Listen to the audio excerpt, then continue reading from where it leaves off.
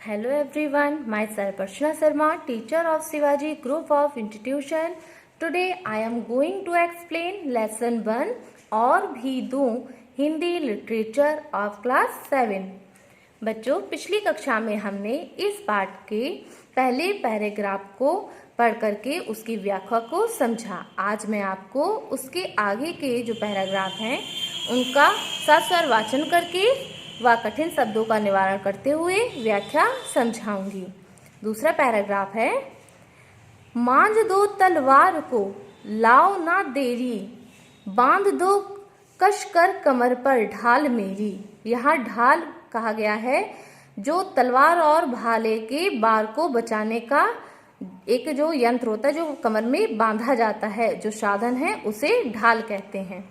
तो मांझ दो तलवार मेरी, कवि इसमें बता रहा है कि जो देशभक्त हैं वो कहते हैं कि मेरी जो तलवार है उसमें धार लगा दो और बिल्कुल भी देरी ना करो।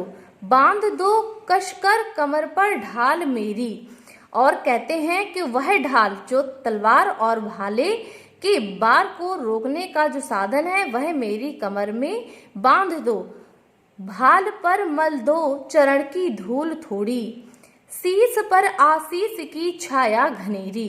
भाल का अर्थ है यहाँ पर मस्तक, चरण अर्थात पैर, शीश सिर, आशीष मीन्स आशीर्वाद, घनेरी माने घनी। अर्थात इस पंक्तियों में बताया गया है कि भाल पर मल दो, मेरे मस्तक पर धरती माँ की जो धूल है वह मेरे माथे पर मल दो।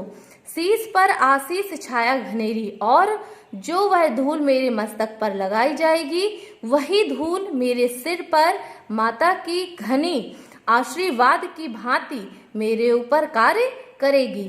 स्वप्न अर्पित प्रश्न अर्पित, आयु का क्षण क्षण समर्पित। जो मैं स्वप्न अपने धरती माँ को आजाद कराने का देख रहा हूँ वह इनके ऊपर समर्पित है, और जो भी मेरे आंतरिक मन में प्रश्न की उत्पत्ति होती है वह भी धरती माँ के चरणों में समर्पित है। आयु का क्षण क्षण समर्पित, जितनी भी ईश्वर ने मेरी आयु निर्धारित की है उस आयु का प्रत्येक एक एक पल माता आपकी सेवा में समर्पित है। चाहता हूँ देश की धरती तुझे कुछ और भी दूं। उसके बाद भी उसके मन में, किसके मन में, देशभक्त की जो है उसके मन में यह इच्छा है कि इसके अलावा भी हे माँ मैं आपको कुछ और भी दूं। तोड़ता हूँ मोह का बंधन क्षमा दो, आज सीधे हाथ में तलवार दे दो, और बाएं हाथ में ध्वज को थमा दो। ध्वज यहाँ पर तिरंगे से मतलब है। तो क्या कह रहा है कवि, तोड़ता हूँ मोह का बंधन क्षमा दो, अर्थात मैं इस धरती पर जब आया तो मैं काफी बंधनों में बंधा हूँ, लेकिन मैं उन सारे बंधनों को तोड़ रहा हूँ, इसलिए हे धरती माँ मुझे क्षमा करें। आज सीधे हाथ में तलवार दे दो, मेरे सीधे हाथ में आप तलवार दे दीजिए, और बाएं हाथ में ध्वज अर्थात तिरंगे को थमा दीजिए।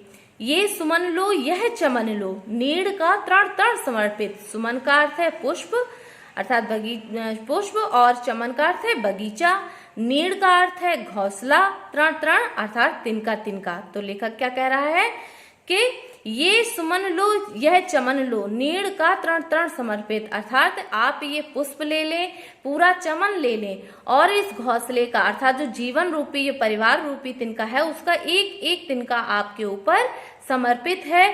चाहता हूँ देश की धरती तुझे कुछ और भी दूं।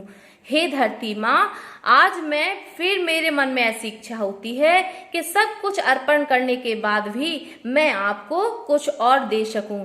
अर्थात बच्चों, इस कविता में जो रामावतार त्यागी जी हैं इन्होंने बताया है कि किस प्रकार से व्यक्ति अपना सब कुछ समर्पण करने की इच्छा रख रहा है।